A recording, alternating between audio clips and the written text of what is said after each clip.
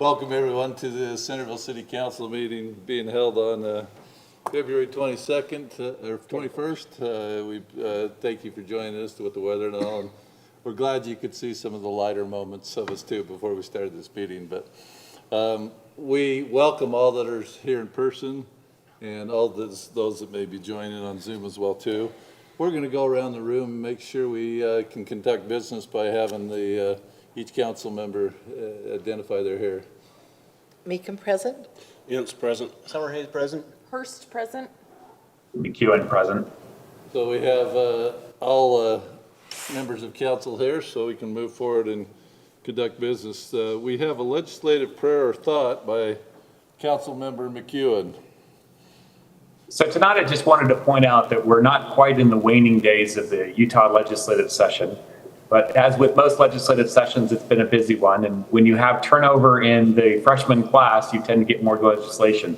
So for those of you who are keeping track, there's 814 distinct pieces of legislation circulating around the Hill. And I want to give a thank you to our staff who monitors each and every one of those pieces of legislation for its potential impact to the city. Now, not all of those 814 pieces of legislation will actually be enacted into law. And some of that comes through the direct efforts of our staff who will make comments as to unfunded mandates or the feasibility of some of the things that are being requested. And they work in concert with the Utah League of Cities and Towns and others. Brant will work with other city managers to come up with collective opinions on how we should react to legislation as a city. This is in addition to duties that they already have. And it's really complicated sometimes to go through those 814 pieces of legislation and determine what is going to be of impact to the city and not. So my thank you again to our staff, to Brant and to Lisa and to all those department heads who are tasked with looking at those pieces of legislation as they pop up and reacting as quickly as you do. Thank you. Thank you, Councilmember McEwen. That comes on the tails of earlier today. Our League of City and Towns president said that there was bills numbered over 500 and he's only seen that a couple other times. So I think Councilmember McEwen has hit on something that we have a lot of legislation this time. And we all as citizens should be looking at it because some of it is pretty crummy, but some of it's good. So that's why we get involved as citizens. So thank you, Councilmember McEwen. If you'd all rise and repeat the Pledge of Allegiance with me. I pledge allegiance to the flag of the United States of America and to the republic for which it stands, one nation under God, indivisible, with liberty and justice for all.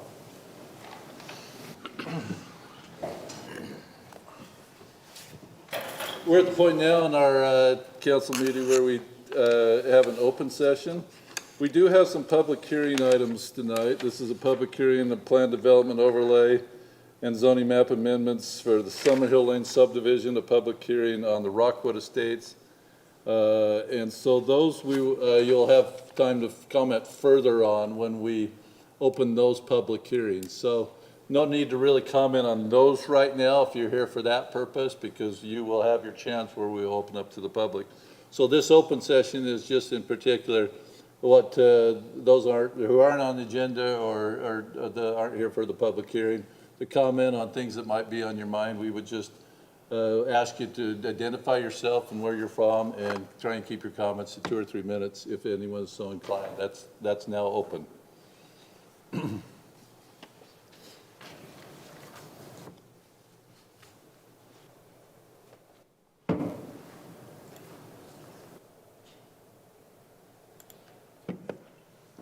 Anybody online? Just George. Okay. So hearing no comments in the open session, we'll move to a couple presentations that we have on our agenda tonight. The first is from Bryce King. And so come on up, Bryce. This one is a fascinating story, and he asked me if he could do this presentation. I said, tell me a bit about it. He did. I said, yes, for sure. Let's hear this presentation. You have to stand next to me while I read this. Oh, no. Anyways, as you all know, ski school is my favorite program of the entire city. No week is left unadventureful. There is always something going on. But I wanted to highlight one of the weeks where we had some extra adventure and where a citizen in your community stepped up and was a hero for a day. So I'm going to read this. Be careful, okay? Don't cry. Don't make fun of me, okay? All right. All right. This year's ski school was full of adventures. Today I would like to highlight Heather Taylor, a citizen in our community who stepped up above and beyond the call of being a volunteer. One of our trips up to ski school, on one of the trips up to ski school, we encountered a medical issue with one of the participants. It was Heather Taylor that stepped into action and came to the rescue of the participant. Heather could have just called me over and asked me to take care of the situation, but instead she used her previous training as a medical professional and resolved the issue in a calm and peaceful manner. Heather made the participant feel comfortable and relaxed, and soon the participant was back to feeling better. The crazy part of the whole story is that I haven't been able to take any parents up with me on the bus this season because of a logistical issue, but for some reason this week it worked out. Her presence on the bus was nothing short of a miracle. That miracle will continue to provide reasoning as the night would go on. After we unloaded the bus and had gotten all the kids into their classes, I headed to the lodge to work and wait for the school to be over. It wasn't more than 15 minutes later I received a call from Ski Patrol informing me that I had one of my participants down at the ski lift and that there had been an accident. My heart sank and I quickly called Heather and asked her to meet me at the ski lift to help assist, and without hesitation she was there even before I got there. As soon as she arrived on the scene, I knew the participant would be okay. Heather has a way of connecting with people and calming down any situation, no matter the severity. The next 3 hours, Heather was there alongside this participant, working with other medical professionals, Brighton staff, and volunteers. I had numerous compliments from multiple different teams about her demeanor, professionalism, and selfless personality. If you didn't know who she was, you would have thought that she was one of the medical providers or nurses in the room. I'm truly grateful for her friendship and professionalism in this situation. In my book, Heather is a Centerville hero. We are lucky to have her as one of our residents. I would like to present her with a token of appreciation from the city and a simple thank you and a recognition for her active service. So, there you go.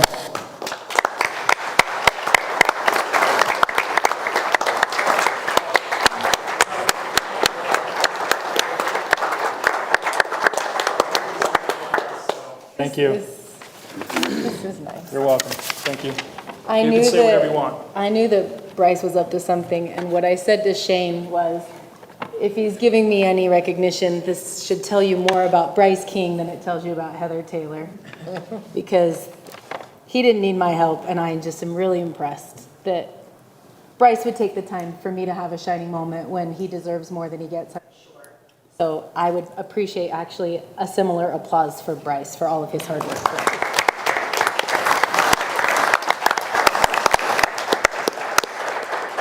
Thank you. You're welcome. Councilwoman Hurst has something to say. I just want to say that I've known Heather for many years. Our children go to the same schools, and this isn't just one day. This is Heather. That's her every single time. She's always stepping in and helping, and in wonderful ways. Thank you.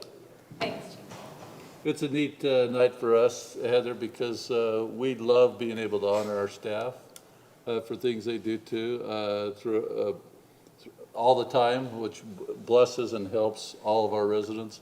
It's nice to honor one of our residents as well too for something neat that they did. So thank you. Thank you. All right, let's go to our next presentation. This is a presentation from Centerville Cares. A couple council members said, yeah, come present to us. And so we're excited to have Dr. Merrill here to give his presentation. Thank you. Appreciate the work that you guys are doing. Don't envy you, and appreciate the time and dedication that you provide on these Tuesday nights. My name is Stephen Merrill. I'm from Virginia, originally born and raised, and I came out here for residency training. I'm a board-certified family physician. After completing my training, I fell in love with Emily, who's with me here tonight. She's from Centerville, so we haven't moved from Centerville in about 7 or 8 years, and I don't think we're going to go anywhere. I practice with the Tanner Clinic in the Farmington office, and it's been honestly a privilege to work and live in this community. The reason I'm here is because about 4 or 5 years ago, I was approached by Sri Rensher, my neighbor, about an initiative to try and improve the wellness here in the city of Centerville. At the time, I served as the only family physician on the Youth Suicide Prevention Task Force for all of Intermountain, and had completed and was actively doing evidence-based research in primary prevention of suicide. And she asked me if I had any experience in it, and I said, sure, I do. I'd love to meet, and we can talk a little bit more about this. So I've been with Centerville Cares from the very beginning. I'm currently the chair, and we thought as this is a program that is active, nonprofit here within the city, we should give a presentation to the city council members and share the good things that we're doing. So this is our kind of formal report. Next slide shares a little bit about the origins of it. This, again, began in the spring of 2018. By the summertime, we had a good small cohort of individuals and representative stakeholders, and we're actively participating in decreasing the stigma that surrounds mental health and improving the wellness of our city. Part of the why, if we can go to the next slide, are the sobering statistics that have brought, I think, all of us to the table of trying to prevent suicide. If you're looking for a concern for our youth, something that would potentially kill them from the fall to the springtime, I hate to say it, but it's suicide. It is the leading cause of death for 10-year-olds to 17, also for 18-year-olds, all the way up to 24-year-olds. And for the next group, it's the second leading cause of death. And so, of all the things to think about in trying to prevent death within our city, within our state, it's suicide.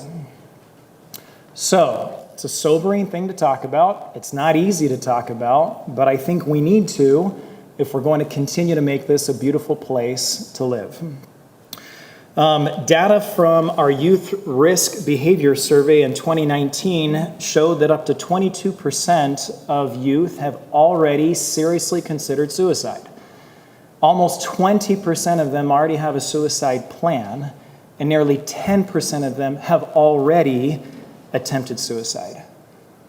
So this is a pretty sobering and big issue that we're trying to get around with the efforts that we are providing here within Centerville Cares. Next slide. Within the state of Utah, the largest group that actually completes suicide are those 25 to 64. So this is something that is impacting our youth, but we lose more individuals in this 25 to 64-year-old group. The primary means of suicide is still firearms within our city, within our state, followed by suffocation, followed by poisoning. The majority of firearm-related deaths within our state, 84%, when there's a fatality, are suicide. So when we're purchasing weapons, when we're using them, this is not a Second Amendment, against Second Amendments. This is just the reality of a purchased firearm. If it's going to take somebody's life, 84% of the time in the state of Utah, that's a suicide. And the last on the sobering data, and then we'll get to some positive news here, I promise. I normally try to be an optimistic individual. 77% of youth, when they have an attempt, it tends to be by poisoning. So it's important to note that when we lose somebody, it tends to be by firearm. When an attempt is made, it tends to be by poisoning. And these data have shaped the interventions that over the past 4 years we have done to try and reduce suicide. I am happy to report we're doing it. Sorry to get a little emotional. Next slide. You get the complete package with me. I tend to be an emotional figure. These are data that show the impact from 2016 through 2020, which includes obviously the beginning of the pandemic. We do not yet have this state available data for 2021, 2022. When we do, we look forward to coming through that. When you graph this and compare it, Centerville City has had a decrease in suicide, whereas the nation and the state during the exact same time frame has seen an increase. And that is incredible. This includes, again, the time frame of the pandemic. Part of that, I do believe, has to do with the efforts that we have been doing to decrease it. Why do I feel that way?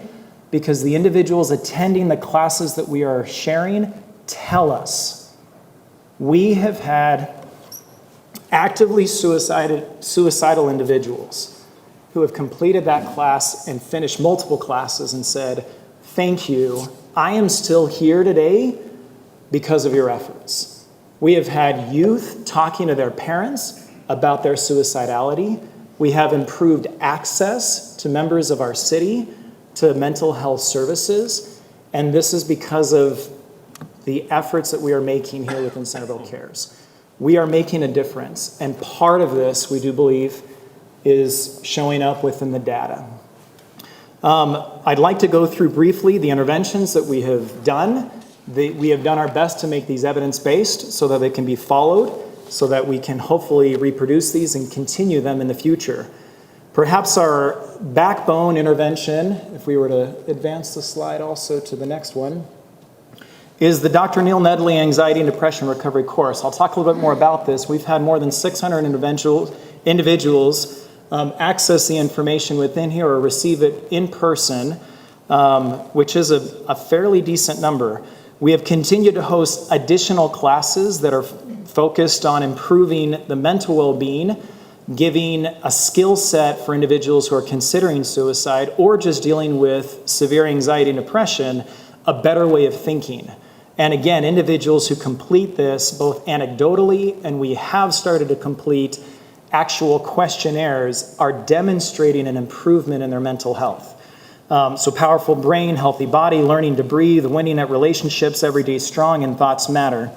We've also had original videos we've been posting on our website, which I think we're at 8 individuals now who are local, either from Centerville or South Davis County, who have expressed their own lived experience of having anxiety, depression, or suicidal thoughts, and continuing forward and making it through and demonstrating that experiencing mental illness does not mean you are doomed to a life that is subpar, but showing that you can be successful by accessing good mental health services and continuing forward. A little bit more on our interventions. Because of the link between completed suicide and firearms, we've passed out hundreds of gun locks at the various events that we have helped to sponsor. We have also passed out at least 200 of the medication disposal kits that were gratefully given by the University of Utah. These medication disposal kits do not require transportation of the medicine anywhere else. They make the active medications inert, and those can then be thrown away in your trash can, and you don't have to take them anywhere else. So again, we know that firearms tend to be the most lethal form for our youth. It is poisoning or intentional overdose by medicines. So we are actively trying to reduce that by following the evidence. Our information booths at Centerville 4th of July, as well as the South Davis County Emergency Preparedness Fairs, have given us opportunities to access share this information with the public. We've also planned and executed a suicide prevention walk, Walktober, which was designed to simply get people outdoors. This was originally done during the pandemic, and we've also done a 5K run. We've promoted the Safe UT app and the 988 new national line that is focused just on mental health that hopefully most of us are aware of. I'd like to take just a little bit more time to talk about the Neil Nedley course. We do have a couple of individuals who have gone through this course. We've asked to just give a brief 30-second testimonial, and then I'd love to field any and all questions that you have about Centerville Cares. This Dr. Neil Nedley course was developed by an internist out of California. He is a gastroenterologist and has spent a decent chunk of his career identifying evidence-based principles that are non-pharmacologic ways of addressing anxiety and depression. There is at least one study that has shown a 90% remission rate of anxiety and depression. As a clinician, that's better than any drug I can prescribe in the office. It's a 90% remission rate for anxiety and depression for individuals who complete the 8-week course and continue, obviously, implementing the practices that are shared there. Next slide, we can go through, again, the impact here, more than 600 individuals, and we know we are making a difference because the individuals who are completing this are telling us. This is a testimonial from a previously suicidal citizen, unable to work and barely able to get out of bed. This was something that caught my eye. A class in helping with depression and anxiety was just what I needed. They gave me the tools to get through each day. I will be forever grateful to Centerville and the class that helped me to be able to be here today. Almost 4 years later, I still use the tips to help me when I get knocked down. There is hope. So happy to be here today. Next slide, from a mother and her suicidal son. Thank you for providing the opportunity. This has opened my eyes to the power of positive thinking and given me constructive ways to manage negative feelings. It has also helped open up good discussions with my son, who has had a really difficult year. He confided in me after the first class that he had considered suicide. This program has given us tools, hope, and direction as we have worked to help him feel more happiness and hope. As a mother, this has been the best gift for me in my parenting teenage journeys.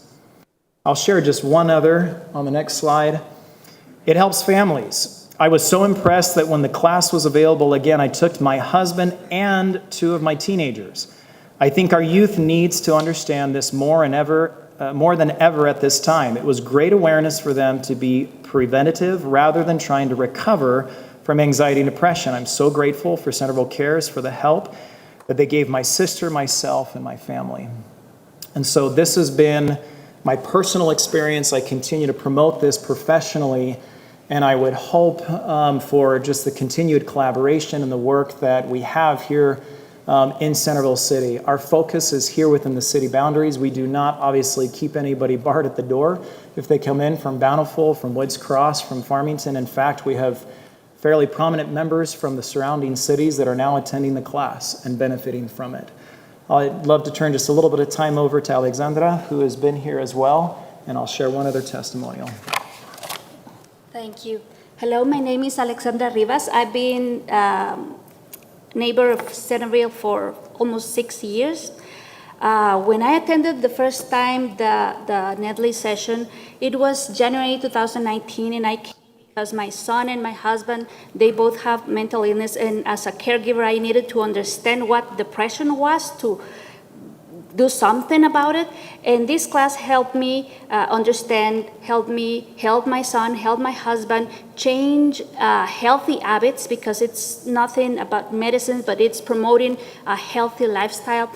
And it helped me so much that I came back, and I've been co-teaching the class since last year. And it has been a wonderful blessing just to see how all the neighbors and all the people in the community are come up, they feel understood, they feel in this group setting that they can open themselves, they can understand what is happening to them and how depression has affected that is not only them, but is also many people that they look alike, and how they can overcome this, and there is hope and there is a future.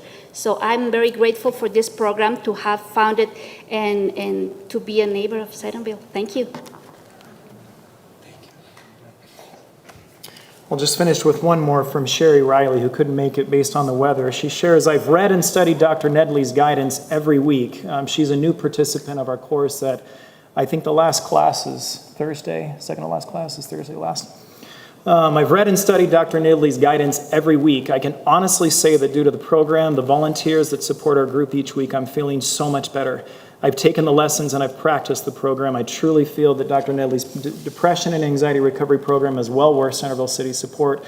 I know for myself that I'm feeling much better. This program works. Thank you. So I'd open at any questions, and just thank you for the time. Again, my vested interest is we will likely never move, my wife and I. And when my 3 kids are older, I want to make sure that they make it from fall to spring, and they're not a statistic. So thank you. Questions for Dr. Merrill? How often do you do the classes? We have standardly done it at least twice a year. We find that this winter time is difficult for people, so we hold it January to February purposefully. The course material will be updated in the summertime, and then we generally hold it again in September. So we do January, February, September into October, and then we trail it afterwards, the Dr. Neil Nedley course, with the additional shorter classes that help support the efforts that Dr. Neil Nedley touches on, but might not dive into quite as much. And then we talk more about how your thoughts matter and how to truly change them over several weeks.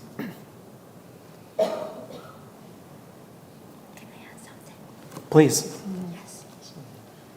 So I was just remember about the impact that social media and smartphones have had in youth and how all our youth is living differently than the youth we had. The teenagers are more depressed, are more concerned because of social media, and I think this program can help them, giving them tools to improve their lives, because we are facing a new generation with social media that wasn't before, and they are very, very vulnerable to this addictive component. So that's why I think this is also very, very needed in this time. Thank you. The last thing I'll say is we are partnering with others within the community. We presented this to Communities That Care, which is a nonprofit collaboration with stakeholders here in South Davis County. We have their support. We're going to be sharing and getting this program out to other cities as well. We've just been collaborating, and the primary focus is just trying to keep our cities safe and looking at the data as what is threatening us the most, and we're making a difference. Please, Spencer. What integration, if any, do you have with like the county health department? Great point, great question. Yes, so the county health department as well as Davis Behavioral Health have been attending our meetings. And so they are aware of the programs, they share them as well. We collaborated with one of their breathing technique classes that trailed after our Dr. Neil Nedley course as well. They are now implementing that into the elementary schools, which is a tremendous intervention because it works as well. So we're doing our best to collaborate with them as well, and they've had a seat at the table for all of the 4 years that I've been there. The reason I asked is in our work session, we talked about our social media policy and what we can and can't, or what we're trying to include and not include, and if we are tied in, or the program is tied in with the county health department, it seems like it would be beneficial for us as a city to also tie into that. I mean, if I was a parent of a child and it saved just one child, it's worth everything we've ever done. So, and it sounds like it saved just more than one. So. I agree, and I appreciate it. And we will look, I think, in the future to more collaboration here with the city and with other groups. We're just trying to get the word out and get this program into the cities. Thank you. Thank you for everything you're doing. You're welcome. Thanks, Dr. Merrill. Thanks for all the comments that were given. It's a challenging world nowadays. I'm glad they didn't have social media when I was a kid. I wouldn't have the friends that I still have nowadays that I played basketball and football and golf and shot wrist rockets with and rode our bikes around, and we're still buddies nowadays, and our moms always knew where to find us, one of each other's houses. So that connection is so important, and that's what I hear from you, is the connection that these classes do. So thanks. Thanks for being here. Appreciate it. All right, should we move on to the business items? The first business item is a public hearing. This is the plan development overlay and zoning map amendments and subdivision plat amendments for the Summerhill Lane subdivision. And look at that, he read my mind. Who I was going to call next. I had to hustle up here because it's snowing outside and you want to get done. So, Jennifer, it's okay. Can you pull up the zoning map? And I don't know if there's a microphone over there. This one? Yeah, 'cause I'll step over real quick and explain it to you. The items before you are kind of a three-faceted element for your decision. As you're aware, Summerhill Lane subdivision is being developed by Symphony Homes. It is a planned development, meaning that it, in addition to the zoning, it has some specific rules and expectations that were identified during its original approval. Symphony is requesting to amend that PDO approval. They have partnered with two other property owners, so the Millets and the Fowers are part of this application. It involves properties that they have. And Symphony also has an element of their own in the application. Fowers and Millets have allowed Symphony Homes to represent their interests. So Symphony Homes is carrying this project forward, not only for their interests, but in behalf of the other two owners. The facets that are kind of coming to you, threefold. The PDO specifically needs to be amended. The process of that is this legislative process to make that happen. It goes to the Planning Commission, they make a recommendation to you, and then you also conduct your hearing and make a decision on it. The purpose of the PDO change is the boundary. There's a specific boundary attached with the Summerhill Lane. They're altering the perimeter boundaries associated with that development. So they need to come back and amend their PDO to change that boundary. In addition, there are rezones that are taking place with the project in exchange with the property owners, particularly the Millets as well as the Fowers, in addition to a small zone change for the sliver of property that previously owned by Reading Elementary that was sold some time ago to Symphony that was not included in the original development. And so I'll explain that to you. And then the third aspect that's coming to you is plat amendments. There's different geographic areas within the subdivision, so there's plat amendments involving the Symphony request, there is a plat amendment involving the Fowers request, and there's a plat amendment being managed for the Millets. So I'll just quickly explain if I can. So, this work? Yeah. So the specifics to Symphony Homes, Reading Elementary, they own this area here behind. You'll see this long 10-foot, I think is approximate sliver there. That has been sold to Symphony for some time now, and they would like to take that 10-foot sliver and add it to the lots within their subdivision. So they would amend the boundary. The green is the agricultural low zone, and so the sliver of 10 feet would be moved into the Symphony home, or the Symphony subdivision. It'd be rezoned from AL to RL/PD, meaning the planned development associated with Symphony Homes. So that rezone would take place. The Fowers own the corner lot here outside of the subdivision. Through some negotiation that occurred over a long period of time, there's an agreement to go ahead and take this corner piece that was common area for a sign in the subdivision as an entry and some common space, incorporate it into the Fowers lot. Additionally, there's a section, sits part of this lot, this L shape, I think it's lot 148, I don't remember the number, 148. They would cut that piece off to square up the Fowers lot. And what's interesting is the Fowers also own this little green piece, which is the agricultural low. And if you can see, this is the original subdivision of that project. I think it's Lexington is the name of the subdivision. Each lot owner has bought property from the school district.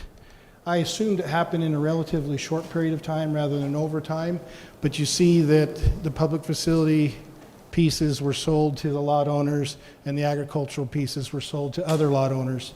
That's not been officially amended in that subdivision, so they own the property, but the city's development codes would be centered around the original lot. So if they ever want to make some changes, they would need to do their own versions of the amendment. Have those lots historically in the past, Corey, had two APNs? They may have been recorded as two APNs, but I think if you look at the county plat, you're going to see the cadastral mapper just does an arrow and assigns one APN to the project. Okay. But these lots are not requesting, it's only the Fowers, so the Fowers would take this piece, incorporate that previously purchased piece into their lot. This would be rezoned to RL. And then we take the sliver of 148 and the open space area, move it into the Lexington Park plat amendment and rezone that to RL. So it'd be removed from the Summerhill Lane PD designation. So they would, so that's one rezone and boundary shift also. That's number two. Number three is the Millets property. The Millets own this long rectangular piece. For now, they have some agricultural rights to it, and they use that agricultural to have some of their animals that they have there. They would like to have access to the cul-de-sac. So at this point in time, there is some property exchanges occur on this boundary here, a slight adjustment to allow those lots to get larger. So they're getting a little bit of the property from the millet, the AL piece, thus the rezone to RLPD for that small exchange. And then there's a small exchange at the end of the cul-de-sac that's happening towards the millet in order to facilitate access to the cul-de-sac. Comes at a consequence according to our policy, particularly in the general plan. Our general plan does not like individual accesses to the frontage road since it's an arterial street, so it discourages individual lots fronting the road.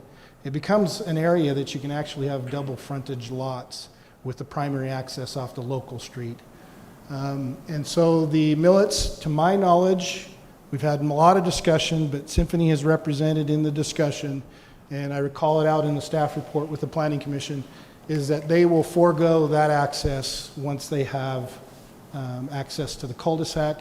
And the recommendation in that change is that the millets bond for that removal to the frontage road. That doesn't, now what's interesting about the language being recommended to you is it doesn't say future access couldn't be established. It's the issue of whether a single lot has access to the frontage road. For an example, I know the Cutlers own a significant portion of that property. They've said in very many public meetings they have no plans to develop it, but if and when, Cutlers would say never, but if and when it ever did develop, we may see an extension of the roadway down to the frontage road. And that would be no different than this extension of the entire development to the frontage road. That's the kind of access that we want to have is something serving an entire development rather than 20 homes having driveways side by side down an arterial street. The millets have agreed to that, and so that's why that's a unique situation with the millets.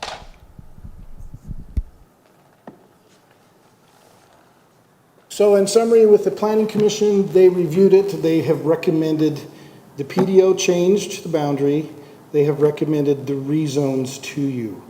Plat amendments are only the discretion of the City Council, but to exercise the discussion of the rezones and the PDO, they will do the plat amendments, and there's 3 different plats, and I believe your ordinance is split up into 3 different sections because there are 3 different decisions being made by the City Council regarding the plat amendments. And so there's a positive recommendation to you. Thanks. Questions for Corey right now? Okay. This is a public hearing. It was initiated by Symphony Homes. Do you have any comments before we go to a public hearing portion? You're with Symphony Homes, right? Okay, no comments before we go to public hearing portion. So I would look to, for a motion to go to a public hearing on this matter. Motion to go to a public hearing? Second.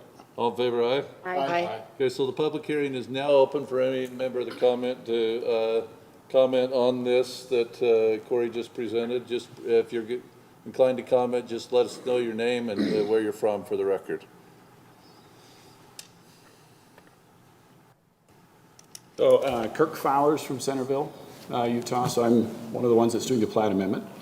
I listened to the Planning Commission. There's just some things I wanted some clarification on and then some corrections just to make sure everything's done correctly. So as we look at that alteration of number 2, one of the things of note is, and it's noted in the ordinance, is that we purchased that land from the school. It was not purchased from the school. The school gave the property to each of the homeowners on that piece. It's a hill. It went down about 12 feet. They worried about the kids going down there not being able to be seen.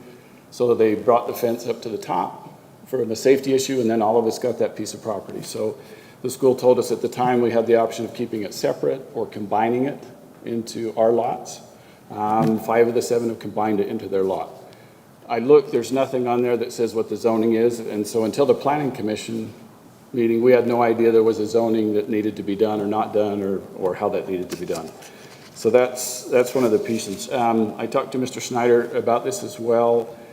From the Planning Commission meeting and Mr. Schneider's comments and our discussion, I still wasn't sure if that zoning was going to be taken care of when we do all of this plat amendment and the rezoning. So I just want confirmation of that. It looks like from the ordinance that is the case, that the zoning would then be all the same. It'd be the residential low, but I would like some confirmation on that.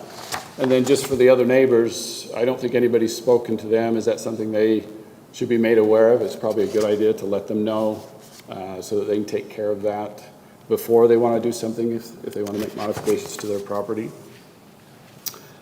The second part is in the city council, or the planning commission meeting, it was discussed around these amendments, and Symphony Homes and my wife and I came to a financial agreement to purchase the property comprising parcel C and a portion of lot 148 of the Summerhill Lane subdivision. We'd have preferred just to purchase the portion of lot 148, that's what we were really after, but we weren't given that option by Symphony. We had to purchase the whole thing, which we as Corey mentioned, we did go through that negotiation. Part of that was based on the city's interpretation of ordinance regarding remnant property. And that's also noted in the ordinance under G. In order to ensure no remnant parcels remain after subdivision A plat amendments are recorded, all resumed property shall be combined with the existing lots. So it almost appears like this was something that was done intentionally, but it's only through our purchase that this has happened. It has been a source of frustration with the zoning and the ordinances that are in the city. They're not clear what a remnant should or shouldn't be and what the purpose are, so I just wanted to make sure. The impression was, and the wording that Mr. Snyder used was Symphony gave that property to us. We purchased it, or are purchasing it, so I just want to make sure that's clear. The chair of the Planning Commission was also under that impression, and she told Symphony they'd done a good job and awarded a gold star for being so nice. And that was kind of the exact wording. I have no problems with what we're doing, the financial arrangement, and I'm happy to have Symphony do the application things, but I just want to make sure that was clear. The other part that was brought up that I also wanted to get some clarification on, and also a correction, is Mr. Snyder incorrectly noted that the private storm easement, he referred to it as private storm easement, following the deeding of the property from the school, then moved from being into private, along the private line. That storm easement that is there has always been part of those lots. So if you go from our lot all the way to the lot that's on that borders 2025, there's a curtain drain, and that easement runs all the way through there. So any of the things that have happened with the property, with the school, with what's going on with Symphony, that hasn't altered where that was initially. It's always been part of that. So I'm not sure, I want to understand if that's really a private storm easement, because that's not my understanding. I've talked with Symphony and with the city staff as they've come out. I've showed them where the storm easement is, so that they're all aware of where it's at and what's going on. When they came, when we were looking at doing some modifications to our property, we called Blue Stakes. They came out, the city came out, they marked the storm easement. I have no idea what they marked. It had no relation to any drain that's in that system. It was all over the place, and none of it marked where it actually was. So if it's a private storm easement, I don't understand, because I don't think Blue Stakes marks anything private.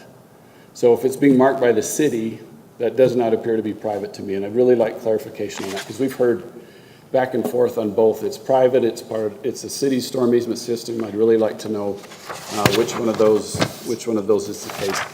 And the last thing I wanted to comment on is, as we've gone through this process, we've talked to various people within the city. We've talked to city council members. We've talked to Mr. Snyder, talked to Mayor Wilkinson about the different things. As we go through meetings like this, Mr. Snyder represents the applicant. He doesn't bring up things that I've talked with him about or others have talked with him about. He focuses on the applicant. Is there someone at the city that represents residents, groups of residents, that would speak in these meetings, that would help? Because some of these things impact individual citizens or groups of citizens. I don't see that in these meetings, that ever occurs. That there's someone who says, this is a concern that's been raised. We have the opportunity in the public comment, but it's not part of the overall discussion. And I'd like to know if there is someone or a mechanism where that occurs. So I don't know if you want to respond to the things I've asked now, or when I've noted about 4 things that you'd like questions on. Some of them probably council can't answer, some of them, but if we don't get them answered, then raise your hand at the end. But I want to continue to go with the public hearing, and then we'll respond to questions that have been brought up. Thanks, Kirk. Others on this matter?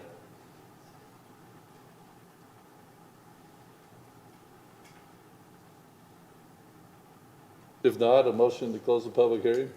So moved. Second. All in favor? Aye. All right, so I got that, what, you're concerned about what the zoning's gonna be, other neighbors, what do they wanna do, storm easement, and, if residents, they've been represented. I think council will be able to comment on residents being represented based on a lot of things that we went through, but, Corey, help us out on some of the others. To the issue of zoning, yes, the answer is trying to correct all the different slivers of zoning and make it consistent, particularly the Fowers lot and the Millet lot and the Symphony Homes lot. So the ordinance should be written around making the Fowers property, since that's a specific question, to be rezoned RL in entirety. So that, Can you answer on the additional properties, Fowers neighbors, the yeah. rest of, is That's that- just discovered through this process. Okay. So you can go and trade properties out there, the county, they'll record anything that you bring to them to the office. But when you record those documents, you have legal ownership, but you may not have a development right attached to it. It's just a process that's discovered. I think if the city wanted to do a PR campaign and inform the others, I think it could be problematic because there are situations unique with each individual, what's happened, you know, how much does it affect, what's the existing easements on their specific lots that they would have to fix, and so it could create a myriad of questions. So it's really a case-by-case basis. This was caught during this process for the Fowers in particular, and it became obvious through this whole process what happened. Didn't say purchase. In defense, it was acquired, whether it was fee, whether it was free, it was acquired from the school district. And some point that way. The issue with the private drain, I can let Kevin answer, but my understanding is that it is a private drain and it's carrying the water for Reading Elementary. It has been damaged on the southern corner. Cameron Woodbury had investigated that and sent letters out to each lot owner informing them that that is a private drain. But you can ask Kevin to verify that. That's just my understanding of the drain system. As far as residents, yes, I represent the application. My job is to take the application in. It's a petition owned by whoever submits it. In the case of this particular, the Symphony's been assigned agent authorization. That's who we meet with, and that's who we write the reports to and communicate that to. The public is invited to public hearings. We notice them, we put the signs on the property. They're welcome to those meetings to make comments. They're welcome to call staff if we see a serious issue that is associated with that. We might bring it up with other individuals, but you know, our job at a staff level is to represent the application and how it applies to the ordinances of the city. And so citizens are really invited to the public hearing to express any concerns or communications they want to make. So I have a question. If Mr. Fowers was the applicant, if he was going to do that, and I mean, the same thing was happening, only he had brought it to the city, and he was the applicant, then would you be Yeah, so the agent authorization. representing him rather than? Yes, the Fowers were an applicant in this, and they signed the agent authorization to Symphony. So Symphony is now legally representing their interests. And so the communication could be through Symphony to communicate their application. They could have not given Symphony the agent authorization and just represented their own application, and we would have correlated with them during that process. But they specifically allowed Symphony to represent their interests. So that's where our communication is. Did they have to? No, they could have represented it themselves.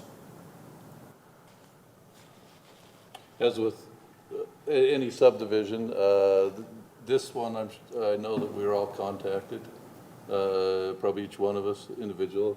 Maybe some of the newer council members, they weren't on council yet, but they have been since. But I know that I researched for 2 or 3 residents' information, and it was presented in meetings, it was brought to staff, and so we've gone through the process of what's been done in the past. I mean, I know there's some continuing issues going on with this property as well too, that I hope that individually those owners can work out. I know that I've asked parties to do that, but unfortunately in our society, sometimes people don't do that. You know, they go to the legal process, but we duly noted you purchased the property. I have many developer clients in southern Utah, and they always want to sell property and make money, so that's probably duly noted. I mean, I'm sure Symphony wanted to make some money on it, so we will note that. Anything further that Kevin can answer the final say on the storm drain. okay, Kevin, you want to come up and talk about that one? Well, he's coming up. I'm always, as you know, open to the residents, and I do try to bring back everything that is brought to my attention. I'm not an expert in the drainage. I'm not an expert in sometimes I think no, I don't. But I try and take it to our staff who is the experts and let them know of things that are going on sometimes that I don't feel like they always have both sides. So I am very, I do try to represent the residents. Fully agree.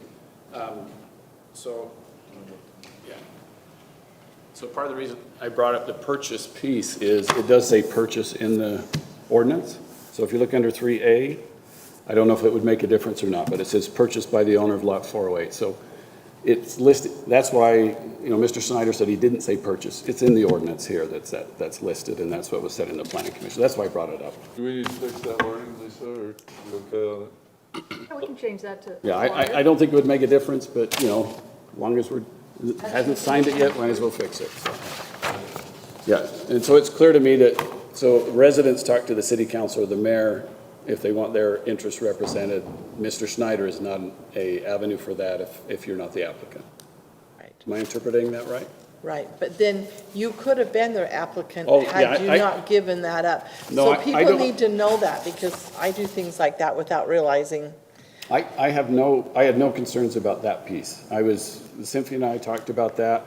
We worked through that, and we're happy to have them represent. Everything's fine on that piece. I'm talking about other areas where a developer is impacting a resident, for instance, and who do they talk to? So we've had, that water comes down that hill, and it came right into our yard. So we talked to Robin. We also talked to Symphony. They put in a couple of retaining ponds and things to do that. So, we work through all those things. I just want to know, if I'm going to talk to Mr. Snyder and he's representing the applicant and not my interest, that doesn't get me anywhere. So I want to make sure that we're talking to the right people. That's it. And on the storm easement, the one I'm talking about, Kevin? I think Kevin's going to talk about it. Yeah, Kevin, it's not connected to the school at all. It's a curtain drain that runs all the way from the north end of our lot to 2025, and it's on the original property. It's not hooked to the school at all. So just if you can comment on that. Okay. Thank you. Definitely. I'm not completely prepared to answer whether or not it's private or city-owned. It sounds like Cameron has done some investigation and that he feels that it is possibly private. But just to give a little background history, when Lexington Phase 4 was developed, where these lots are at by Symphony Home, a curtain drain or a French drain, also referred to as a subdrain, was installed along that east property line. There was a lot of groundwater that was coming off of that hillside from the school, and so that was the purpose of the drain line, was to collect subsurface water and keep it, it runs south to north, and then it goes down between a couple of homes. And again, the intent was to pick up subwater. It was constructed by Symphony Homes, and I'll have to double check to see who has ownership of it. Thank you. Will you do that and let us know? Yes, definitely. Thanks. Okay. Any other questions for you? Okay, thanks. Because I want to make sure people's questions are answered, but if I involve the public much more, need to open a public hearing again, so, Okay, so what we have here is we have three, any further questions of staff or the applicant.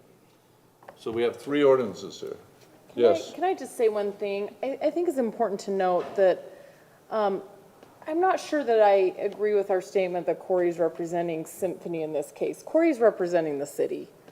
The applicant is coming to Corey and saying, this is what we'd like, and then he's bringing that to city staff. I think if a homeowner has an issue, can't they still contact city staff? Of course they can contact us, but I think that, I think I'm missing a component when you talk about the drainage and the couple of retention ponds. I'm not sure what we're talking about, but of course city staff is also gonna help with those situations as well, so. And they have, they were gonna go out today. If not, they'll go out tomorrow, because there was some more issues today. And Okay. I sent some pictures to Cameron, and he's gonna go back out and just Okay. make sure that the drainage is going as it's supposed to. Sure. I just wanted to say that I think our city staff has been helpful on And so, many fronts. yeah. And But so they can directly contact, you could contact Cameron Woodbury or somebody, Mike Carlson, anybody from our Public Works also are really good to come out. Thank you. Can I ask, Councilwoman. we're in the Councilwoman. discussion area. Corey, can you come back up? I'm a little confused by the millet piece and what the purpose of that is. They're going to take their primary access through the cul-de-sac? No, it's currently, they do not have frontage to the cul-de-sac. So they would like to exchange some properties to get that frontage. But that's what they want to do, is take Yes. that's their primary access. Make that the primary access and eliminate the frontage road access, yes. Does that make sense?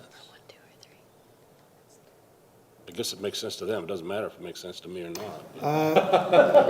Does it make sense to Corey, I guess is what you're saying? Yeah, I mean, it seems a little surprising. From a Well, you- long-term plan, you Yeah, if- addressed it with the frontage road, but You from a know, long-term plan. again, I represent the application through the process, but my understanding is that the Millets had approached Symphony because they feel it's safer to have access off the cul-de-sac than the busy frontage road.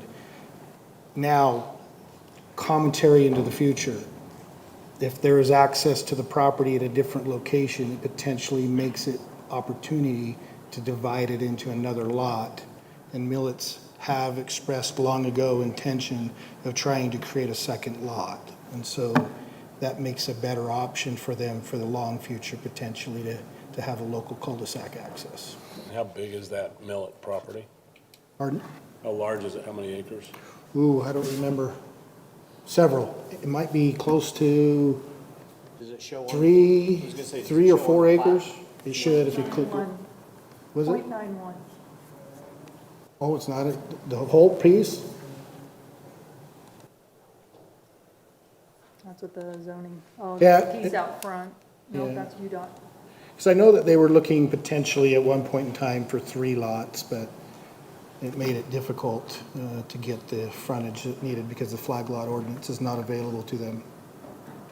But, yeah, So I have one more question. I'm trying to get all this in my brain. Has there not been people who have came to you with an application that you did not think was best for the city or the community? Then your staff report would tell us that you recommended us to not approve it. Hasn't that happened? if I can pick nitpicky words, that's not good for the city is not what I would use. What is ordinance-based? If it's ordinance-based, my job is to recommend approval for compliance and pass. I may bring up an issue that this is not the best ordinance and creates a problem, but I wouldn't be able to recommend a denial based on whether it's good for the city or not, because there are things that we see that are ordinance-based, but neighbors don't think is good for the city. And I'll go as far as Summerhill Lane. There are plenty of folks that feel like that development is inappropriate for the city. But they have a land use right, and they've requested and exercised that right and negotiated it from an agricultural zoning to an RL. And I would venture to guess there are those who do not agree with that decision and do not think it's the best interest of the city. So what we try to do is apply the general plan, apply the ordinances. If we find a hole in it, we might mention this is problematic.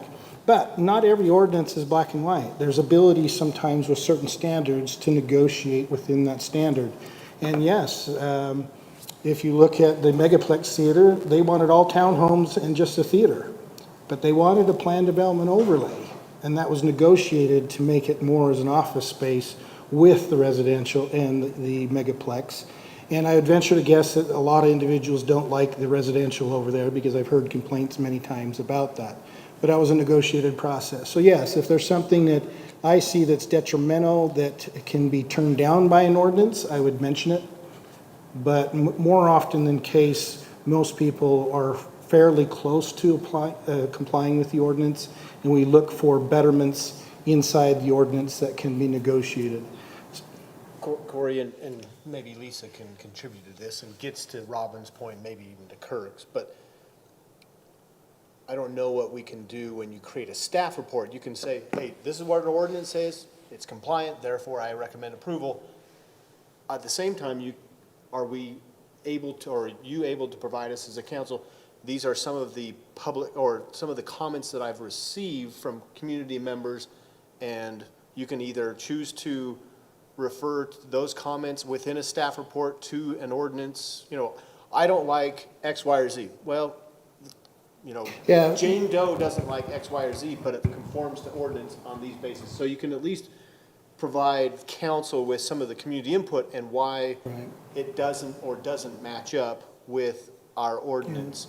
I don't know if that's Yeah, from my perspective, we more don't. of an FYI. I Yeah, know we- Lisa probably doesn't love that, but at least it helps us get a context for the feeling of our community members in association with our ordinances. I'm not suggesting we don't follow our ordinance because we have to, but it's nice to know what the community feedback is as it relates to an application, if there is any. There may not be any. But I think we do that. It's the public hearing. The public comes, and we have drafted our ordinances in such a way that we have the public hearing up front.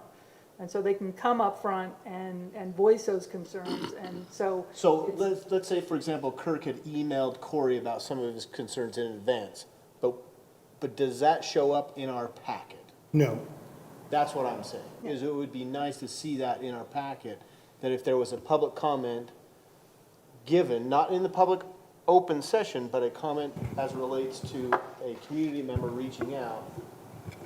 Yeah, I think that compromises. I know that may open Pandora's box, because are we going to now attach to a staff report 100 comments? Well, and it's a slippery on the slope, height. and there are some due process issues, because if there is not a public hearing attached to something, and then you include all of this public clamor, and in an administrative decision, the deciding body cannot take into consideration public clamor.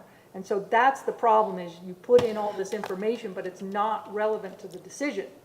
Now, if it's a legislative decision, yes, all that public comment, and we've done that. If, for a lot of issues where we receive written public comment, we will attach that to your staff report Okay, for thank you. legislative decisions. And so what you're getting at is administrative versus legislative? Yeah. Okay, that answers my question. Thank you, Lisa. Thank you. Yeah, we don't, I know it's hard for individuals to understand because the public will come often in a process, particularly administrative, and they interpret it that the commission is doing a vote. It's just a vote, whether we like it or not, and Just want to be heard. they just want to be Recognize that, heard. and And so we try to accommodate written comments during the public hearing. If we extend it, we accept the written comments. But remember, our powers to regulate land use comes from the state of Utah, and we are obligated under the state of Utah to follow that process that's established by the state legislature. And the public hearing process is that open. I think you have challenges to staff reports if you start tainting it with opinions that come, and then a developer gets turned down because, let's say, it really does qualify as clamor, and that's been attached in the staff report, and then it goes on to the ombudsman office to be contested. I think that's a slippery slope. Thank you. Yep. Can you maybe just clarify for me? I feel like we have two issues going on. We have the zoning and the, this administrative decision, but Mr. Fowers seemed to allude to some drainage issues. I guess that's the part I was commenting on earlier, and I guess maybe I need to understand that better. What does that have to do with this decision tonight? Why was it related? Really nothing. Okay, It is an issue that, and this is my understanding, third party through Cameron and through Symphony. They're in the process of building the subdivision. We've had some excess water. Land drains are not installed yet on the individual lots. There's runoff going in. Cameron and Symphony, I don't know which order it occurred in, but they've went out there in response to the concerns about the water and installed a temporary catch basin above the Fowers area to capture that surface water in the interim. But to be clear, I think Mr. Fowers has signed an affidavit approving this plat amendment, correct? It's my understanding. The assumption is that he's allowed agent authorization for this amendment, Yes, so the assumption is they want it. And to Gina's point, we're not talking about public infrastructure tonight. We're just Right. talking about plat amendment. Correct. So those Yeah, are kind and of so- two separate issues that really aren't pertinent to what we're discussing. other than I tonight. just wanted to maybe say, my comment previously about city staff helping, that in my mind is where I'm saying, hey, if there's a problem with, because there is not infrastructure in place because it's a new development, I think city staff is gonna be willing to Yeah, I help mean, with if you that. see drainage, we'll forward you to the drainage folks and they can take a look. Yeah. And it sounds like to me that council would like to hear about the storm easements and what Cameron's been doing. Right, and a further follow-up. But that's not the issue on these, Right. on these ordinances tonight. Okay, you guys ready to have more questions, or are you ready to make some motions? Let's take these each separately, okay? So the first one is ordinance number 2023-03, Summer Lane PDO amendments related to the school district. I'll make a motion that we approve ordinance number 2023-03. Second. Further discussion, we have a motion and a second, further discussion. Okay, let's start with Councilman Ince going to our right. Aye. Aye. Aye. Aye. George? He's not on. Do we lose him? Okay. So that's passes 4-0. Okay. The second one is ordinance 2023-04, Summerhill Lane PDO amendments related to Fowers. We have a word change potentially. Do you guys remember what the word change is, or? Purchase to acquired, it's Yeah. been fixed. Okay, all right. But we don't need to make that in our motion, correct, Lisa? I mean, you can if you want. But it's not necessary, is what I'm getting at. Yeah. Okay, so I need a motion for that one. I'll make a motion that we approve ordinance number 2023-04. Second. Motion is second. Further discussion on that? Okay, we'll start with Councilman Summerhays going to my right. Aye. Aye. Aye. Aye. That motion passes 4-0. Thank you. Last is ordinance 2023-05 related to Summer Lane PDO amendments related with the millets. I'll make a motion that we approve ordinance number 2023-05. Second. A motion is second. Further discussion on that? Okay, Councilwoman Hurst, start us off. Aye. Aye. Aye. Aye. And that motion passes unanimously. So thank you for all who've been involved. Thank you, Symphony for being here. Thank you, Kirk, for being here. Thank you, staff, Corey, and all what you did as well, too. I think we can move on to our second public hearing. Is that correct? Okay, let's move on to our second public hearing. This is subdivision plat amendment on Rockwood Estates, Plat B, Lot 30, and Plat C, Lot 33. I'm working hard for you, Lisa. Just an inside joke for Lisa.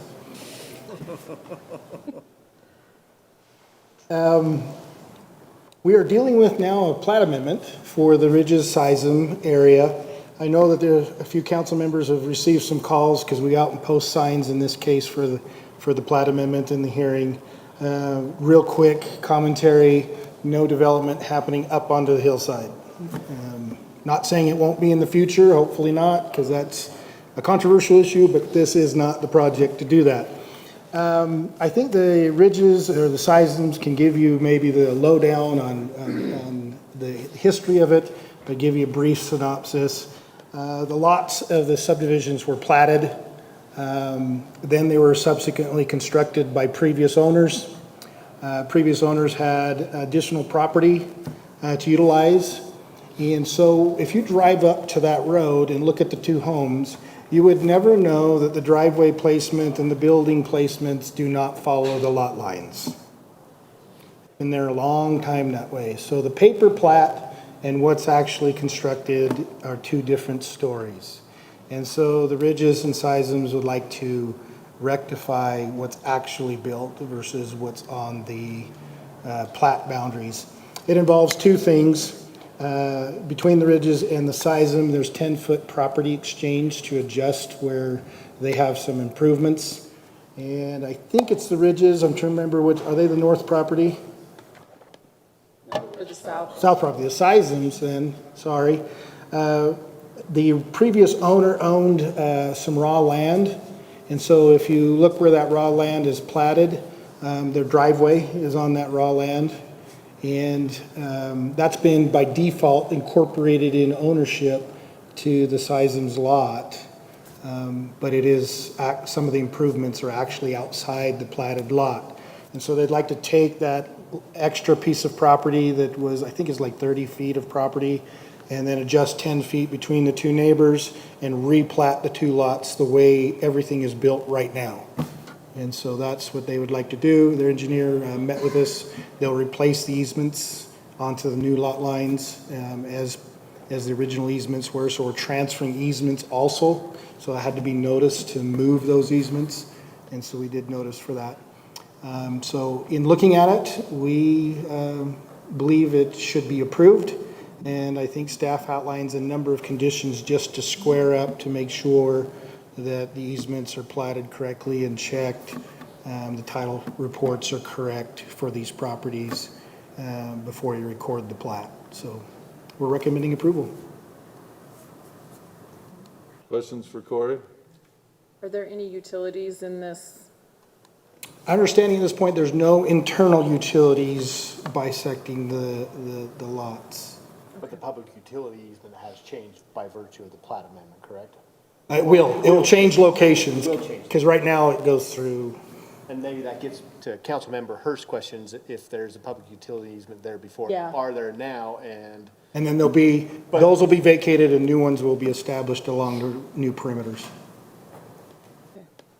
what, are you saying that you're gonna leave that up to the private property owners to figure out? No, it's in the conditions of approval that the city engineer review those. And so they'll form a new linen plat, and we'll check it all for the title search, the easement locations, and make sure it's all true and correct. Shouldn't this plat already show, I guess it's just platting, it's not an ALTA survey. Yeah, you have a choice. You could go with the conditions of approval and allow staff to do some of that administrative work, or you could ask them to perfect it before you approve it. We had this discussion before. I really like ALTA surveys. I know they're onerous in their cost, but yes. Further questions, Corey, right now then? Applicants, there you go, come on up, introduce yourselves for the record. It's your chance to present now. I'm so excited. Good. My name's Rand Ridges. My wife Marla and I bought our property, which is Lot 30, in 1983. And when we moved into the home, there was no home to the north of us, which is Lot 33. We noticed when they started to survey their lot to actually build a home, that our basketball court that was poured concrete in our backyard actually overhung our property line on the north side by about 3 or 4 feet. So between the two property owners, we agreed that we would purchase that property from them. And they deeded us the 10 feet. And then at the same time, as Corey already explained, they then had the opportunity to take free land on the north side. They also received a quitclaim deed on that from Esther Rockwood, who was the property owner at the time. Both homes were built, everything's done, there's a retaining wall in place, there are no utility lines that run from the street up into our property. They all run along the back line of the property. The power and the telephone, all of those utilities run along the back line. So basically what Corey said is we want to make the plat match the reality. And that's really our interest. We've hired a surveyor and tell us to come in and survey the land and create a plat amendment, which you have for your approval. And we'd ask that you approve it so we can finalize it and make it match the reality. Great, thank you. Questions for the applicant? Yeah, Yeah, we just got to one. Gina's question and my question, do you know if there are any utilities in that, what will become with the existing public utility easement that will then not be in the easement once the plat? There are no utilities east-west. They all run south to north along the back property line, which is unchanged in the plat amendment. Thank you. Thank you. All right, this is a public hearing matter. Motion to go to the public hearing. Motion to go to a public hearing? Second. All in favor? Aye. Great, so the public hearing is now open. This is for the subdivision plat amendment related to Rockwood Estates Plat B, Lot 30, and Plat C, Lot 33. Any members of the public, please come forward if you want to comment on it, and just for the record, give your name and where you're from.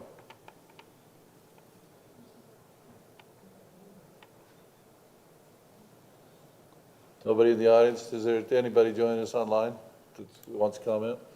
Okay, seeing that, I'll look for a motion to close to close the public hearing. Motion to close the public hearing. Second. All in favor, aye? Aye. Great, public hearing is now closed. Is there any further discussion on this? Then I want clarification. Are we voting on two things, or two plats, or just one plat, Lisa? Just approving the amendment, just, Okay, that will cover both Lot 33 and Lot 30? yes. Okay, just want to make sure we're clear on that. Okay, so we have a motion? I'll make a motion to approve subdivision plat amendment of Lot 33 and Lot 30 of Rockwood Estates Plat B and Plat C. Second. that. Okay, we have a motion and a second. Further discussion? Councilwoman Meekum. Aye. Aye. Aye. Aye. That motion passes 4-0. Thank you for being involved in the process and coming and being thrilled to present to us. Thank you. I can cross that off my bucket list. Yes. All right. His wife was an excellent school teacher in our community for many years. Thank you for teaching school for many years. Sounds like council members had that experience of working with you. Yeah. So thank you so much. All right, let's go to item number 3. This is a resolution authorizing the application for the LWCF grant pickleball courts at Community Park. That's a resolution related to, as it says, to authorize the application to do that. Anybody want to talk on that? Lisa? Sure. At your last meeting, the council approved the proposed design for the pickleball courts in the northwest corner of Community Park. And so our public Parks and Recreation Director is working on getting a grant, which is due by May 1st.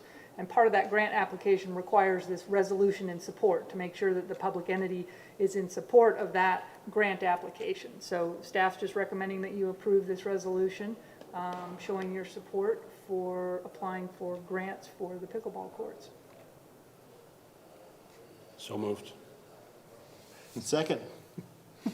Okay, so I think it is that easy. Yeah, I think it is. we're approving resolution number 20. I like it. Thanks, Bill. Shall 3.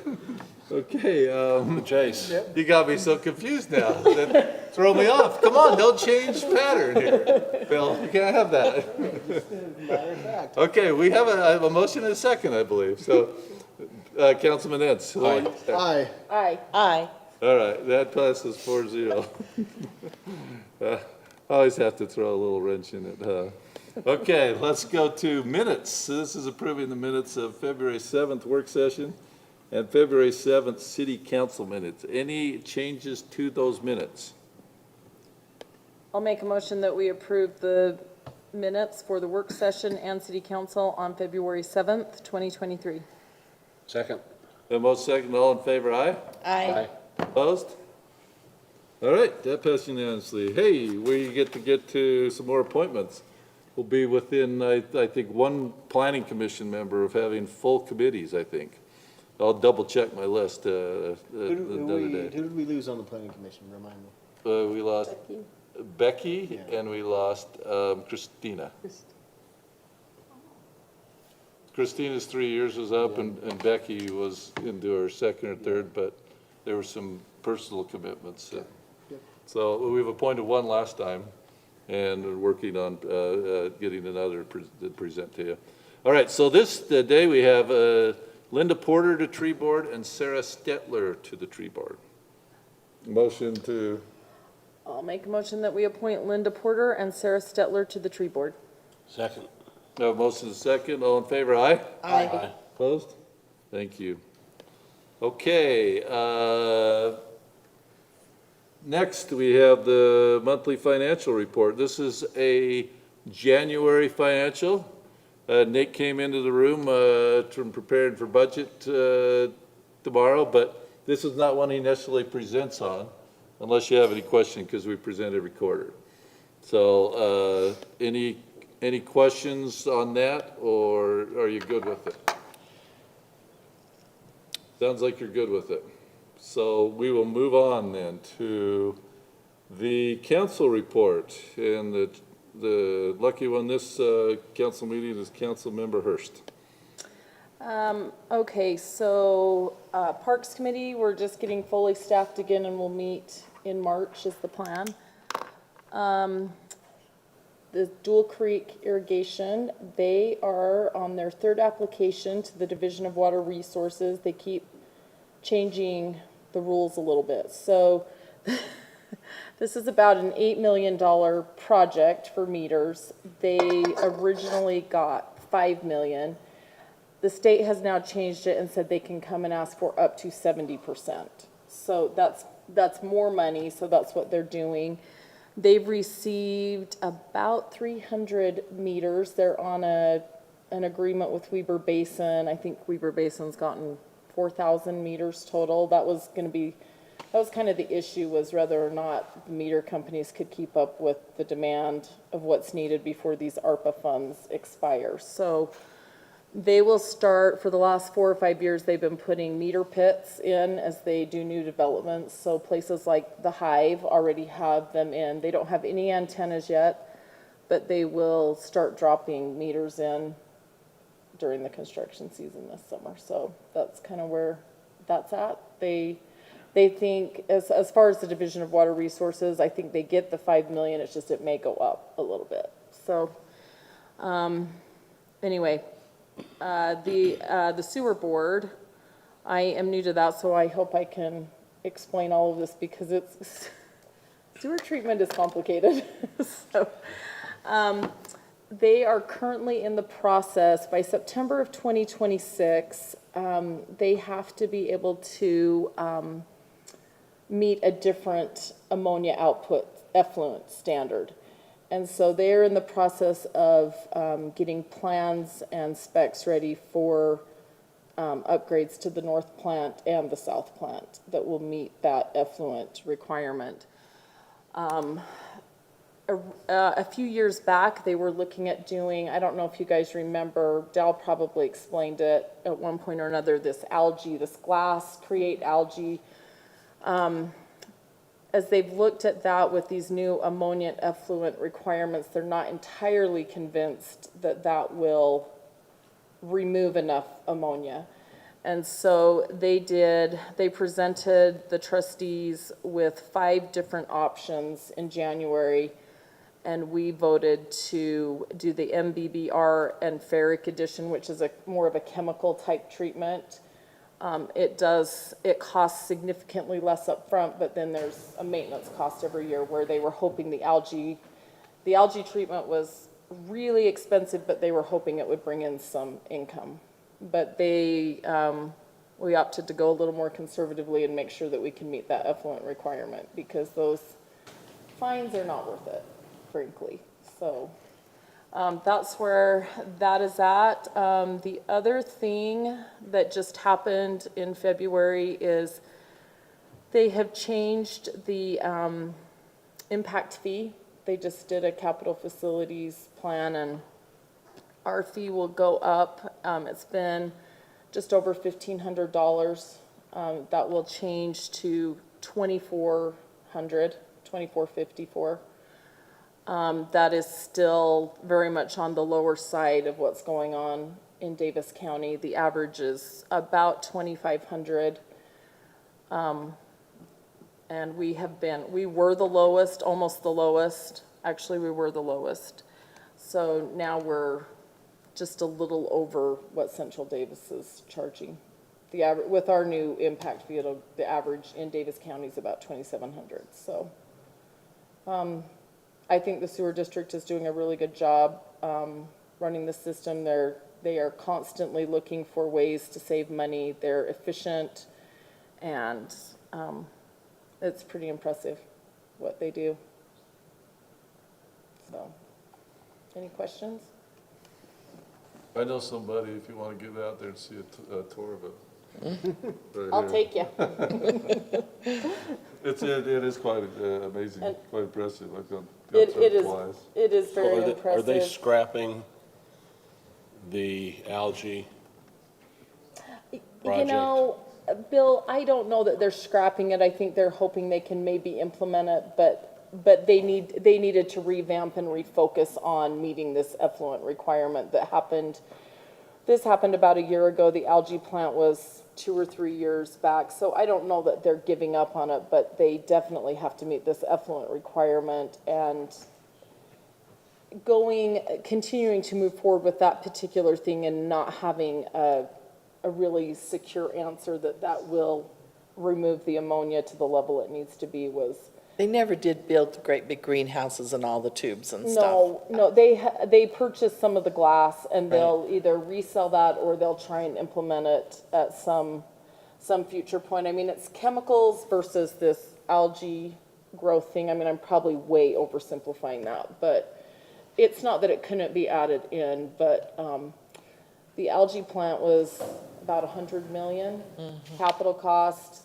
The MMBR is about 53 million, but then chemicals cost more. So the net present value is about the same for both of them. So long haul, this will guarantee that the water will be treated to the appropriate level. One other thing is the Wasatch Resource Recovery Plant that they set up I don't know how many years ago, a few years back. That's the one where you can take waste, like food waste, restaurants send their old oil, that kind of thing. I think this is pretty awesome. This is a pretty unusual project for the U.S. It's one of 17 plants in the United States that is changing that waste into renewable natural gas. And they've had some hiccups with it, but right now they are producing renewable natural gas, and it is going into the system. So. We went and had a tour of that, the whole Yeah. thing. Yeah. That is an impressive system. They've got some things they're working on to overcome and get a little more efficient, but it's pretty neat that they're doing that, and they're producing gas. So. Thank you. Yeah. Any questions, further questions for? Any emergency things within your committees that you need help with or want to report? All right, thank you. So my report. First thing is last Wednesday, Bryce had arranged with Representative Cutler for the Youth Council to go up to the Capitol, and they were gracious enough to invite me to come along. And we went up there and had a great 3 or 4 hours. Representative Cutler allowed the Youth Council Mayor to sit on the floor with him, and the rest of us sat up in the gallery and watched what was going on. Representative Cutler asked for a point of private, I forget the term right now, but where he could acknowledge the council up, the Youth Council up in the gallery, and so that was a fun day for him. We were also then able to go through one of our Youth Council members whose mom works for the Lieutenant Governor in the Lieutenant Governor's office and talk with the Lieutenant Governor. And our picture even made Governor Cox's weekly newsletter of the City Council picture that was taken with the lieutenant governor. And then they went to lunch. I had to run to a meeting with UTA, but and I guess Representative Cutler answered even more questions while they're at lunch. For me, it was deja vu. It's like a 5 to 15-year-old again, because I think that's the first time I've been in the gallery since my dad was a representative when I was a little boy. So it was pretty neat. It was a really neat day.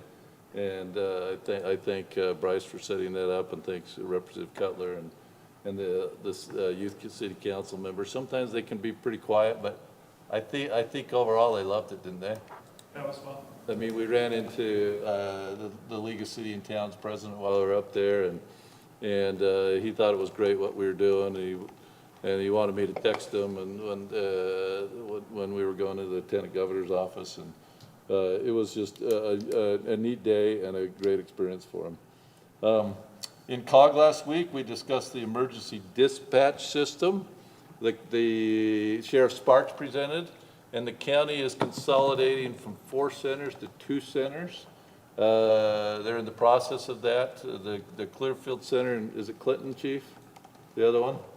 I'm trying to remember the 4. You got the county, you got Bountiful, you got Clearfield, and yeah. So currently, there's Bountiful Dispatch, the Sheriff's Office, Layton, and Clearfield. Layton, yeah. Layton would be one of the dispatch centers for the north end, and Bountiful for the south end. Yeah, exactly. There you go. And of course, my comment to him was, I remember us changing over to Bountiful when I was a fairly new mayor, and talking with the chief about it. And there was cost consideration, but even more so than that, there was response time. And the response time, just saving a minute or two or whatever, is critical, you know. And so I'm saying that is our main focus of what we're looking at. So obviously, I think the county will continue to push to try and go to 1, but for now, there's going to be the 2. And Sheriff Sparks, we appreciated him coming. He came 2 days after having a knee replacement. You know, and me not being very kind, I challenged him as he got off the podium to a game of tennis, and I said I could probably beat you right now, but that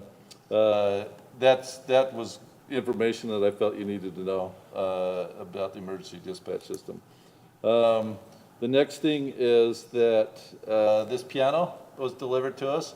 If you look at the sign on the side of it, it was delivered. Steve Thacker arranged that for us through the Rotary, and the Rotary was able to get that piano from the Institute of Religion up in Logan. And when I came in today, I heard somebody playing on it, and it was Jennifer. And so we have a piano player now, and I've roped her in as our piano player. So between the 5 of you council members, I need a soprano, alto, tenor, bass, and a monotone. Youth council choir, city council choir. I'll be the chorister. But I thought she could do music for like the feeling and mood of the discussion. So Robin says some dun dun dun, something like that, and just kind of play some soft music. Depending on how cornhole goes this year, maybe there could be a little bit of entertaining background music. Yeah. Like a melodrama where they can boo and hiss at the right time. Could add a lot to the meeting. Well, we're thrilled to have it. We thank the Rotary and Steve Thacker for thinking to call me up and get it here. And they delivered it for us. Bruce got a couple of employees, I think. I was out of town that day and got it in here, so we're grateful to have that. The last thing is we have about 8 days of the legislative session left. In the League of City Towns, we met today and discussed some bills. All of you we may be calling on. Brent and I talked earlier that we are not getting the daily recap, but we're going to fix that starting tomorrow. Because as like last year, I remember being on the phone last 3 or 4 days, and Brent was too, regarding the stations, you know, with the buses, and if our city was one of those that, and as Cameron said today, these bills are going to change from what they are right now. And one bill is particularly House Bill 173. It's a government attorney fees amendment. Paul Cutler, Representative Cutler, is on the Political Subdivision Standing Committee, and this was a bill that would potentially would allow unnecessary and baseless litigation and more expenses for local governments, which really passed on to taxpayers because it would allow the possibility of collecting attorney and witness fees in a case where a private party prevails against a government entity. So I was in contact with Representative Cutler today, and he says it's bad policy, and he agreed as well too. But Just to go back, we haven't seen any notifications yet. I haven't missed anything. Is that right? You have not missed anything. Well, we've all missed a lot, to be frank. Well, what I'm saying Not is, kidding. I haven't, a correspondence has not been delivered to Essex Council as of yet. Is that correct? No, so I'm on the website, No, it's Utah. not correct, or yes, it's correct? So, Correct. yes and no. So on the Utah League of Cities and Towns website, so let me clarify. Under the legislative advocacy, there's advocacy. Under LPC, they have daily recaps in the left column. So each day they send out an email of what's passing out of committee. We have not been getting those emails. We were only notified today that we weren't getting those emails. So yes, we have missed things. So for example, the sand and gravel pit bill that passed both House and Senate today is a bill that actually will take away our sales tax and give it to communities who have a sand or gravel pit in their community to help subsidize the cost and the impact, the negative impact to their communities. That passed. So now we are potentially in a role where we need to actually convince the governor to veto this bill. So we will lose our sales tax to these communities that have sand and gravel pits. So it's kind of a spin-off from the homeless shelter, where we lose a portion of our sales tax to support those communities that have homeless shelters, which is a whole nother discussion because more cities are coming up and building homeless shelters. And so they're running out of money to support the police and all those impacts that have on their community. So they're asking for more funding there. So the sand and gravel pit, though, is a completely different animal in terms of asking us communities, since we benefit from the sand and gravel to build our roads from these communities, we now need to share in that negative impact. So, yes, so we have missed things. Reduce our price for that sand and gravel, right? No, Of course. absolutely not. Or do we get to benefit from any of the revenues they collect Right, for no, their, no. their I'm being zoning or facetious. their billing? No. So that is something that Didn't- passed that I was not aware that passed. So, but we are in. Didn't the league come out and,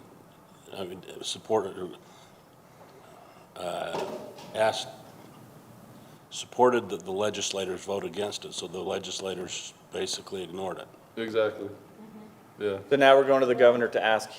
And so the question that the league asked today, which was fair, not have we reached out to our representatives lately, but have our representatives actually reached out to us saying, hey, what are your thoughts on this bill? And we're not seeing that. And so it's really important, again, I think us here up on the dais can make phone calls and contact, but it's really the public who I wish would, this is really impacting them too. I wish they would step up, because we say no, and we say, look at this, but it's still happening. So it's getting really frustrating. Sorry. And thanks for bringing those up, because I was going to bring those up as well Sorry. too. But I will be signing on that veto letter.